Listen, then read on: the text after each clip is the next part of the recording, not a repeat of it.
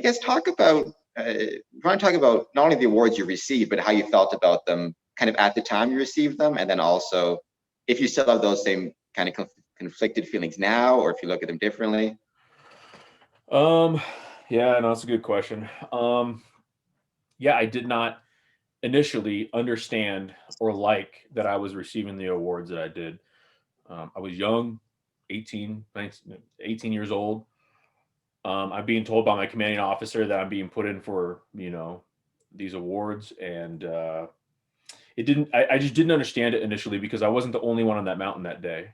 If I was some crazy Medal of Honor recipient guy who went out and did something heroic by himself, put his life on the line, that's something else. That's why the Medal of Honor recipients receive that award, because they do things like that. I don't think I did anything like that. I did everything I did on both of those battles was as a team. And I definitely, on both battles, both occasions, would not have walked out of them alive had it not been for other people. So why was I receiving an award that I didn't do alone? Why am I being the lone recipient of something if I didn't accomplish it by myself? So it was hard to compromise with that, and it was hard to accept that.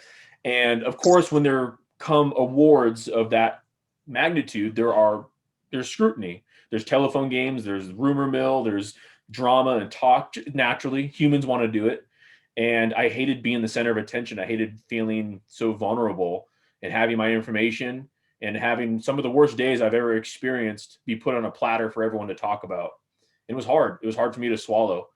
And it took me probably after a year after my second deployment to really kind of come to terms with it, and not by choice. It had to be done forcefully by a mentor of mine who pretty much told me to shut the fuck up and that I needed to stop acting the way I was acting, because I was kind of acting out of term. I was acting wrong. I had an attitude problem. I started to not give a shit about my job. I just wanted to get out of the Army. I had a bad taste in my mouth. And I don't know, I don't know why I was acting the way I did. And he very bluntly pretty much told me that there are men that are greater soldiers than him and I that had earned those awards, those same awards. And a lot of them didn't make it home. A lot of them died for those awards. And so every time I bitch about those awards, essentially all I'm doing is shitting on them and their graves and those awards that they earned. And I needed to do a better job at being just I don't know, I guess just an ambassador, a liaison, somebody who can protect those awards with honor and understand that the award is not about what I did during a certain battle, but the award represents what Americans before me have done. And I need to be an ambassador of that and understand that every time I speak of these events, I'm speaking about things that other Americans have done before me. And I definitely didn't do these things alone.